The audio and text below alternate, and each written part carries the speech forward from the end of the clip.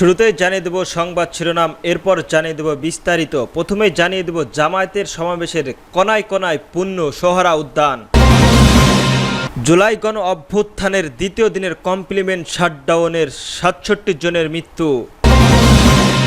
সমাবেশের মঞ্চে আসছেন জামায়াতের নেতারা, সাংস্কৃতিক পর্ব শুরু। আরও জানিয়ে দেব রাজনীতির মাঠে আলোড়ন সৃষ্টি করতে চায় জামায়াত ইসলাম। এবং সর্বশেষ জানিয়ে দেব পুরনো মাফিয়ার সিস্টেমের সঙ্গে আমরা আর খেলব না বললেন নাহিদ ইসলাম। জামাতের সমাবেশ কণায় কণায় পূর্ণ সোহরা উদ্যান। রাজধানীর ঐতিহাসিক সোহরা উদ্যানের বাংলাদেশ জামায়াতের ইসলামী জাতীয় সমাবেশে লাখো লাখো মানুষের ঢল নেমেছে। সমাবেশের শুরু ৬ ঘন্টা আগেই দলটির নেতাকর্মী সমর্থকদের উপস্থিতির প্রায় কণায় কণায় পরিপূর্ণ হয়ে গেছে সোহরা উদ্যান। এছাড়াও উদ্যানের বাইরেও অবস্থান করেছে জামাতের হাজার হাজার নেতাকর্মীরা। জুলাই গণহত্যার বিচার, লেভেল প্লেইং ফিল্ডিং নিশ্চিতকরণ করা এবং মৌলিক সংস্কার সহ ৭ দফা দাবিতে এই জাতীয় সমাবেশ আয়োজন করা হয়েছে। জামাত সমাবেশের অংশ নিতে সারা দেশের থেকে প্রায় ১০ লাখ নেতাকর্মী উপস্থিতের আশা করেছেন দলটির নেতারা। দেশের বিভিন্ন জেলা থেকে বাস, ট্রেন ও লঞ্চে করে আসা নেতাকর্মীদের রাজধানীর মিছিল নিয়ে সমাবেশ সঞ্চালনায় প্রবেশ করেছেন নেতাকর্মীদের অনেকেই হাতে দলে দলীয় পতাকা, দাড়িপাল্লা শোভা পাচ্ছে। দাড়িপাল্লা ও দলীয় মনোগ্রাফ সম্মিলিত টি শার্ট, পাঞ্জাবি পরে এসেছেন হাজারো নেতাকর্মী। শনিবার ১৯ জুলাই ফজরের পর থেকে সোহরা উদ্যান ঘুরে এসব চিত্র দেখানো হচ্ছে। এদিকে ঐতিহাসিক সোহরা উদ্যানের বাংলাদেশের জামায়াতের ইসলামী জাতীয় সমাবেশে সফল করতে দায়িত্ব পালন করছেন ২০,০০০-এর মতন স্বেচ্ছাসেবক। ভোর থেকে সমাবেশ স্থলের আশেপাশে কয়েক কিলোমিটার এলাকা জুড়ে বিভিন্ন স্পটে দায়িত্ব বুঝে নিচ্ছে স্বেচ্ছাসেবকরা। শনিবার ভোর থেকে হাইকোর্ট এলাকায়, মৎস্য ভবন, শাহবাগ এলাকায় বিভিন্ন স্পট ঘুরে এমন চিত্র দেখা গিয়েছে। স্বেচ্ছাসেবকরা সবাই একই ধরনের ড্রেস পরে বিভিন্ন স্পটে অবস্থান নিয়েছেন। তারা দেশের বিভিন্ন জেলা থেকে আগত নেতাকর্মীদের সহযোগিতা করেছেন। কোন অঞ্চলের মানুষের কোন গেট দিয়ে প্রবেশ করবেন তা বুঝিয়ে দিয়েছেন। মৎস্য ভবন স্পটের স্বেচ্ছাসেবক টিমের প্রধান মাসুদুর রহমান বলেছেন, সমাবেশের আগত নেতাকর্মীদের সহযোগিতা করাই আমাদের উদ্দেশ্য। রাজধানী জুড়ে আমাদের হাজার হাজার স্বেচ্ছাসেবকের দায়িত্ব পালন করেছেন। শুধু সোহরা উদ্যানের আশেপাশে দায়িত্ব পালন করছেন ৬,০০০ স্বেচ্ছাসেবক। এদিকে শনিবার ভোর থেকে বিভিন্ন জায়গা থেকে খণ্ড খণ্ড মিছিল নিয়ে সোহরা উদ্যান প্রবেশ করতে দেখা গেছে জামাতের নেতাকর্মীদের। দ্বিতীয় দিনের কমপ্লিমেন্ট শাটডাউন, ৬৭ জনের মৃত্যু। সারা দেশে দ্বিতীয় দিনের মতো কমপ্লিমেন্ট শাটডাউন কর্মসূচি পালিত হবে। রাজধানী ঢাকা সহ সারা দেশের অত্যন্ত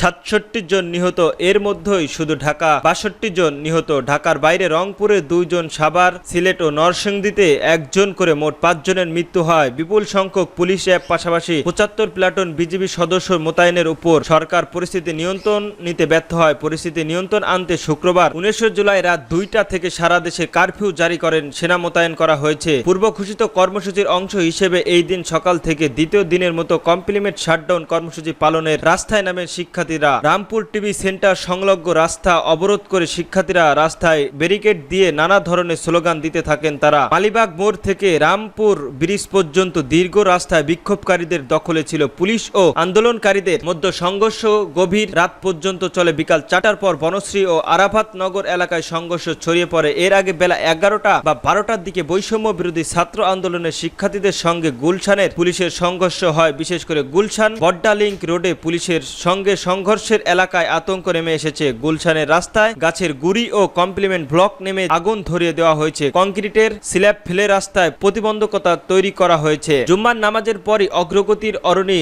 অবরোধ করেন শিক্ষার্থীরা। সেখানে কয়েকটি বেসরকারি বিশ্ববিদ্যালয়ের শিক্ষার্থীদের অবস্থান নেন। এ সময় কুড়িলোর চৌরাস্তার ব্যারিকেড দিয়ে যান চলাচল বন্ধ করে দেওয়া হয়। এক পর্যায়ে বিক্ষুব্ধ শিক্ষার্থীরা সঙ্গে ছাত্রলীগ, যুবলীগ ও আওয়ামী লীগের নেতাকর্মীদের পাল্টাপাল্টি ধাওয়ার ঘটনা ঘটে। কালাচাঁদপুর এলাকার আওয়ামী লীগ নেতাদের পাল্টাপাল্টি ধাওয়ার ঘটনা ঘটে। কালাচুদ এলাকায় লাঠিসোঁটা ও ধারালো অস্ত্র হাতে সরকার দলীয় রাজনৈতিক কর্মীদের ঘোরাফেরা করতে দেখা যায়। বিকাল ৫টার দিকে কুড়িলি এলাকায় র্যাবের হেলিকপ্টার থেকে টিয়ার গ্যাস, সেল ও সাউন্ড গ্রেনেড নিক্ষেপ করা হয়। এতে শিক্ষার্থীদের একটি অংশ আরো ক্ষুব্ধ হয়ে পড়ে। এরপরে প্রগতি সরিণ এলাকায় রাস্তায় সিল্টের ব্যারিকেড ভেঙে ফেলেন বিক্ষুব্ধরা। নতুন বাজার এলাকায় পুলিশের সঙ্গে আন্দোলনকারী শিক্ষার্থীদের সংঘর্ষের ঘটনা ঘটে। এতে পুলিশ ও বিক্ষোভকারীদের 10 জন আহত হন। দুপুরের পর রাজধানীর বিজয়নগর এলাকায় পুলিশের সঙ্গে ইসলামী যুব আন্দোলনের কর্মী ও দফায় দফায় সংঘর্ষ হয়। বাইতুল মোকাবেলের গুলিতে বেশ কিছু শিক্ষার্থীদের আটকে রাখা হয়েছে এমন খবরে বিক্ষুব্ধ হয়ে ওঠেন শিক্ষার্থীরা। ঘটনাব্যাপী সংঘর্ষের পর বেলা 3টার দিকে পরিস্থিতি নিয়ন্ত্রণে আসে।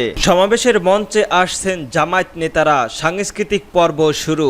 রাজধানী সোহরা উদ্যানের বাংলাদেশের জামায়াত ইসলামী জাতীয় সমাবেশের মঞ্চে আসা শুরু করেছে দলের শীর্ষ নেতারা। সকাল 9টার মঞ্চে পৌঁছে দলের সাংস্কৃতিক সেন্টারের জেনারেল অধ্যাপক গোলাম পরোয়ারা। এ সময় তিনি জামায়াতের আমির ডাক্তার শফিকুল রহমানের পক্ষ থেকে উপস্থিত নেতাকর্মীদের সালাম ও শুভেচ্ছা জানান। এই সমাবেশের শান্তিপূর্ণ সমাপ্তির জন্য সবার সহযোগিতা কামনা করেন। তিনি আরো জানান, দুপুর 2টা থেকে জাতীয় নেতারা বক্তব্য দেবেন। এদিকে সকাল 10টা থেকে সাংস্কৃতিক পর্ব শুরু হওয়ার কথা থাকলেও তা নির্ধারিত সময়ের 20 মিনিট আগেই সকাল 9টা 40 পবিত্র কোরআন তেলাওয়াতের মধ্য দিয়ে শুরু হয়। এই পর্ব পরিচালনা করেছেন সাইফুল্লাহ মনসুর। সমাবেশের ঘিরে প্রায় 6000 স্বেচ্ছাসেবক নিয়োজিত আছেন। এদিকে 7 দফা দাবিতে আদায়ের লক্ষ্যে রাজধানীর ঐতিহাসিক সোহরা উদ্যানে জামায়াতের জাতীয় সমাবেশের মানুষের ঢল নেমেছে। সমাবেশের শুরুর অনেক আগে থেকেই দলটির নেতাকর্মী ও সমর্থকদের উপস্থিতি প্রায় কোনায় কোনায় পরিপূর্ণ হয়ে গেছে সোহরা উদ্যান। এছাড়াও সোহরা উদ্যানের বাইরে হাজার হাজার জামায়াতের নেতাকর্মীদের অবস্থান। দেশের বিভিন্ন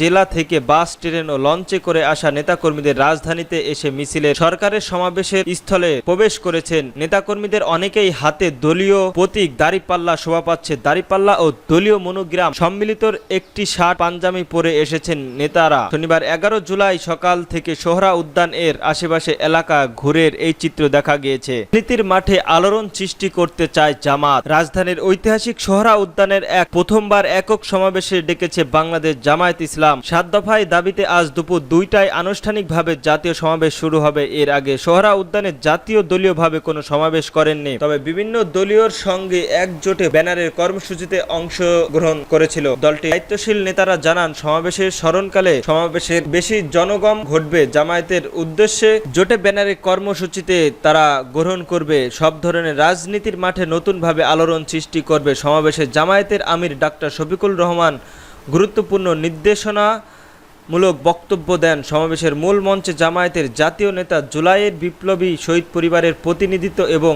অন্যান্য দলের নেতারা থাকবেন। সমাবেশে সফল করার লক্ষ্যে ইতিমধ্যে সব পরিস্থিতি শেষে করেছে জামায়াত। সারা দেশ থেকে কয়েক লক্ষ লোক ও সমাবেশের অংশ নেবে জানিয়েছেন নেতারা। জামায়াতের নেতারা জানান, ইতিমধ্যে সমাবেশে সফলভাবে বাস্তবায়নের লক্ষ্যে দলীয় আমির সহ শীর্ষ নেতারা ঢাকায়, মহানগরে, দেশ জুড়ে ব্যাপক গণসংযোজন, প্রস্তুতি সভা, মিছিল, সমাবেশের সহ সাংগঠনিক তৎপরতা চালিয়েছে। আমরা আর খেলবো না বললেন নাহিদ ইসলাম। জাতীয় নাগরিক পার্টির এনসিপির আহ্বায়ক মোহাম্মদ নাহিদ ইসলাম বলেছেন, গণ অভ্যুত্থানের পর বলেছিলাম বাংলাদেশকে, রাষ্ট্রকে পরিবর্তন করতে হবে। এদেশে যে সিস্টেম চলে এর পরিবর্তন ঘটাতে হবে। এই মাফিয়া সিস্টেমের সঙ্গে আমরা আর খেলবো না। এই পুরনো খেলার বিরুদ্ধে গণ অভ্যুত্থান হয়েছে। শুক্রবার বিকেলে নারায়ণগঞ্জের শহরের চাউরা বিজয় স্তম্ভের সামনে আয়োজিত পথসভায় তিনি এসব কথা বলেন। নাহিদ ইসলাম বলেন, গতরাতে জুলাই পদযাত্রায় তরুণ আগুনের জ্বালিয়ে দেওয়া হয়েছে। সন্ত্রাসীরা রাতের আধারে এসে পদযাত্রার জনস্রোতকে বন্ধ করতে আতঙ্ক তৈরি করছে। তিনি বলেন, গণ অভ্যুত্থানের পর নারায়ণগঞ্জের কতগুলো মার্ডার হয়েছে, কেন নারায়ণগঞ্জের আইন শৃঙ্খলা এখনো ঠিক হচ্ছে না? আমরা সরকারের কাছে সেই জবাব চাই। আওয়ামী লীগের সেই মাফিয়া দখল বাসিত হচ্ছে, আওয়ামী লীগের ব্যবসাগুলো পুনর্বাসিত হচ্ছে। আমাদের জুলাইয়ের শহীদ পরিবারে আরো আহতদের ব্যবসা বা প্রতিষ্ঠানে গিয়ে এবং বাসায় গিয়ে হুমকি দেওয়া হচ্ছে। সেই শহীদ পরিবারের মামলা করেছে, সেই পরিবারগুলো নিরাপত্তাহীনতায় ভুগছে। নারায়ণগঞ্জের সন্ত্রাসের যে অভয় অরণ্য তৈরি করা হয়েছিল তা আমরা ভেঙে ফেলব।